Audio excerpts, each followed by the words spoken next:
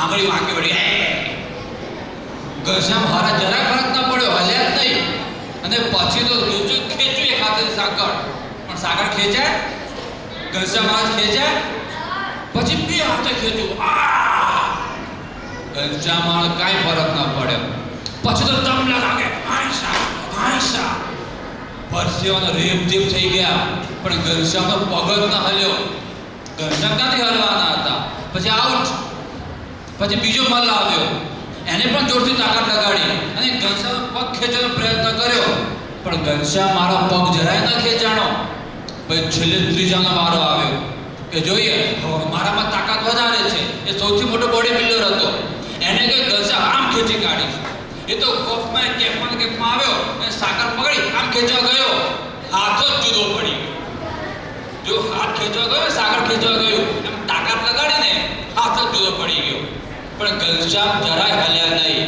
પછી ઘનશ્યામ હસવા માંડ્યા. એનો ગુસ્સો વધારે આવ્યો. એમ તારામાં વધારે તાકાત છે તો ચાલ અમારો વારો આવે, અમે પગે સાકર બાંધો, અમને ખેંચી બતાવો. ઘનશ્યામ ઠીક છે, હું ખેંચી બતાવું. અને પછી પેલા પગમાં સાકર બાંધી અને ઘનશ્યામ મહારાજે આમ કર્યું ને ત્યાં તો ખેંચાઈ ગયો, પણ મને એક બાજુ ક્યાંય દૂર ફેંકાઈ ગયો. ખાલી આમ જ કર્યું હતું અને ફેંકાઈ ગયો. એક પછી એક ત્રણે ત્રણ મલ્લના હાડકા ખોખરા થઈ ગયા. અભિમાન ઓગળી ગયું અને પછી નક્કી થયું કે જે ભગવાન સામે આપણે ચેલેન્જ ન લગાડાય. ભગવાન તો સર્વશક્તિમાન છે. સૌથી વધારે તાકાત કોની પાસે વિશ્વમાં? ભગવાન પાસે. એ ભગવાનની આપણે પૂજા કરીએ છીએ, એ ભગવાનની માયા સભામાં જઈએ છીએ, તો આપણે કોઈથી બીવાય? જો ભગવાન આપણી સાથે હોય તો આપણે કોઈથી બીવું ન જોઈએ. પછી કોઈ આપણો દુશ્મન હોય, કોઈ કુસંગી હોય, એનાથી દૂર થઈ જવાનું અને ભગવાનનું ભજન કરીએ તો ભગવાન આપણી રક્ષા કરે. ભગવાનનું ભજન કેવી રીતે કરવાનું? જ્યારે પણ બીક લાગે ને કોઈનાથી, ત્યારે જોરથી બોલવાનું, સ્વામિનારાયણ સ્વામિનારાયણ સ્વામિનારાયણ સ્વામિનારાયણ સ્વામિનારાયણ. અને ઘનશ્યામ મહારાજ આપણી રક્ષામાં આવી જશે. તો બાપાને પ્રાર્થના કરીએ કે મહારાજ આપ અમારી ઓલવેઝ રક્ષા કરજો. શ્રી સ્વામિનારાયણ ભગવાનની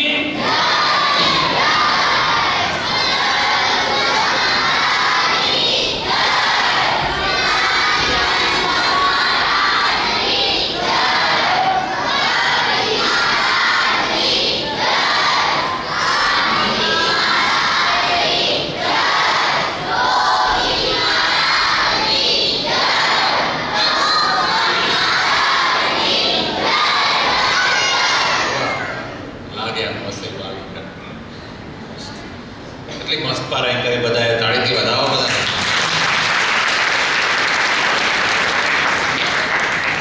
અહીંયા બેસીને સંવાદ કરવો, સંસ્કૃતમાં બોલવું, કથા કરવી ઈઝી છે કે હાર્ડ છે?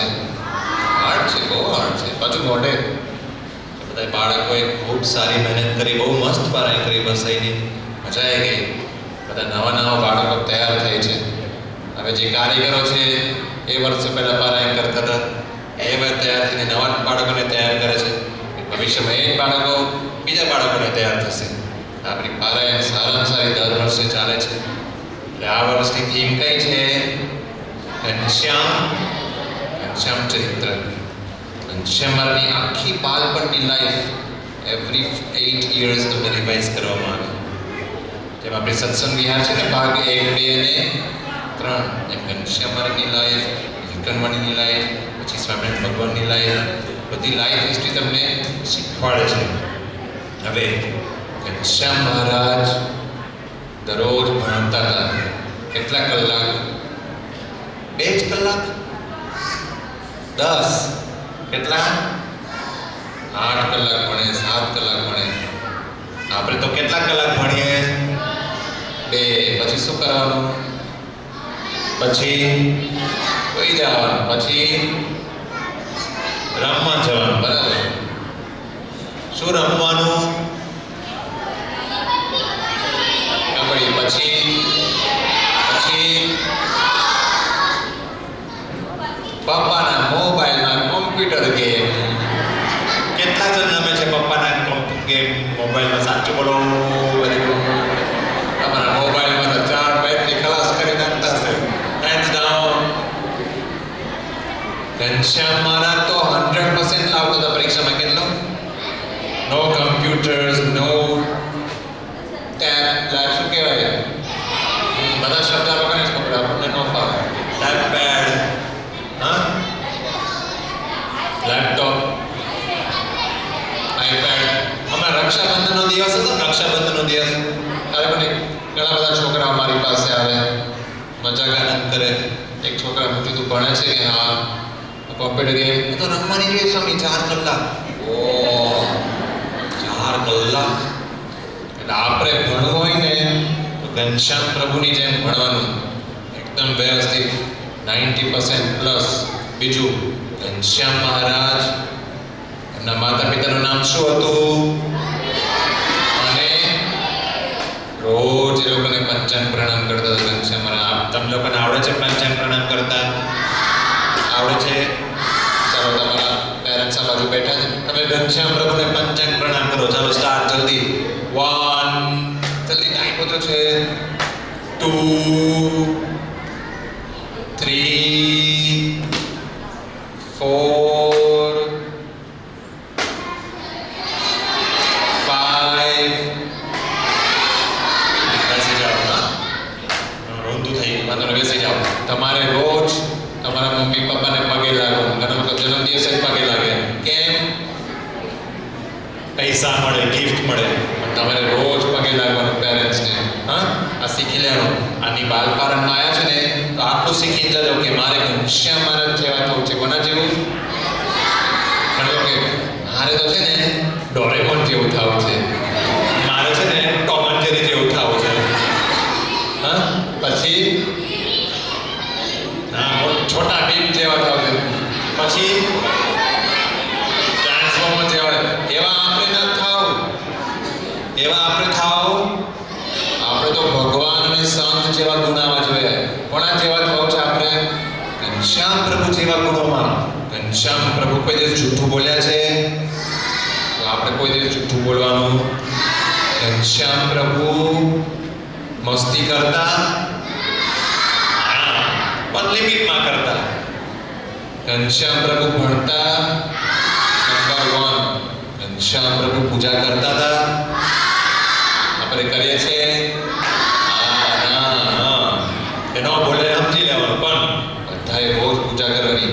ઘનશ્યામ પ્રભુ મંદિરના દર્શન કરવા જાય. આપણને ટાઈમ મળે ત્યારે ભગવાનના દર્શન કરવાના. ભગવાન સાથે વાતો કરવાની. ઘનશ્યામ પ્રભુ દરેક મંદિરમાં જાય ને બધા સાથે વાત કરે. આપણે ભગવાન સાથે વાત કરીએ ને, ઘનશ્યામ પ્રભુને તમારા ફ્રેન્ડ બનાવી દેવાના. કોણ? હા, તમારા ફ્રેન્ડ. અને એમની સાથે વાત કરવાની ઘનશ્યામ પ્રભુ સાથે કે આજે મારો દિવસ બહુ પ્રોપર ગયો, હું સ્કૂલે ગયો તો, હું ભણ્યો, મને નથી આવડતું, મને બળ આપો. ઘનશ્યામ પ્રભુ છે તમને બળ આપશે. આપણે તો મમ્મી પપ્પા સાથે વાત કરીએ, બેન ભાઈ સાથે વાત કરીએ, મિત્રો સાથે વાત કરીએ, નીચે પેલો કૂતરો બેઠો હોય એની સાથે વાત કરીએ. હા, વાત કરીએ કે નહીં? આપણે બિલાડી સાથે વાત કરીએ, કોઈક તો ચૂહા સાથે વાત કરે, ઉંદર સાથે પણ વાત કરે. હા, પણ આપણે કોની સાથે વાત કરવાની? ભગવાન સાથે વાત કરવાની. અને ભગવાન સાથે વાત કરશો ને, ભગવાન તમને બળ આપશે, શક્તિ આપશે. આ દુનિયામાં તમને કોઈ બળ નહીં આપી શકે. તો યાદ રાખજો, ભગવાન અને પ્રમુખ સ્વામી મહારાજ બેઠા બેઠા સારંગપુરમાં આપણી પારાયણ જોઈએ. પ્રમુખ સ્વામી મહારાજે થેન્ક યુ તો કરો પ્રમુખ સ્વામીને.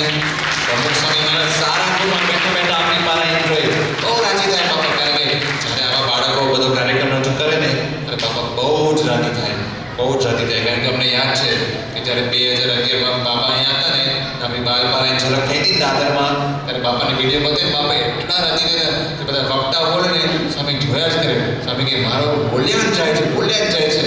અને સ્વામી આખી પારાયણ જોઈતી આપણી બાલપારાયણ ઝલકની. બાપાએ આપણી પારાયણ અંતરે અમે પણ સારંગપુરમાં બેઠા બેઠા આખી પારાયણ જોઈ. બાપા પણ રાજી થયા, પછી સંતો રાજી થયા, હરિભક્તો રાજી થયા કે નહીં? આપણે કેટલી મહેનત કરી બાળકોએ. એટલે આવીને મહેનત બધા કરતા રહેજો. મારા સામે પ્રાર્થના કરે કે બધા બાળકોના જીવનમાં સત્સંગ દ્રઢ થાય, ભગવાન દ્રઢ થાય, સત્સંગ દ્રઢ થાય, સંતપુરુષ દ્રઢ થાય, અને એવા ગુણો આપણા જીવનમાં આવે. શ્રી સ્વામિનારાયણ ભગવાનની મળવાનું છે. 7 વાગે. હવે અહીંયાથી કેટલીક સૂચનાઓ તમને આપવામાં આવે છે, બધા ખાસ ધ્યાનથી સાંભળજો. ભક્તિધર્માત્મજં દિવ્યરૂપં પરમ શાંતિદમ મોક્ષિદમ કામદમ કારણમ શ્રી સ્વામિનારાયણમ નીલકંઠમ ભજે શ્રી હરિમ. આનંદનો રંગ ઢોળો સ્વામી, આનંદનો રંગ ઢોળો. સૌ બાળક પોતાના જાણી પડે પડે સંભાળો. આનંદનો રંગ ઢોળો સ્વામી, આનંદનો રંગ ઢોળો. સૌ બાળક પોતાના જાણી પડે પડે સંભાળો. સૌ બાળક પોતાના જાણી પડે પડે સંભાળો.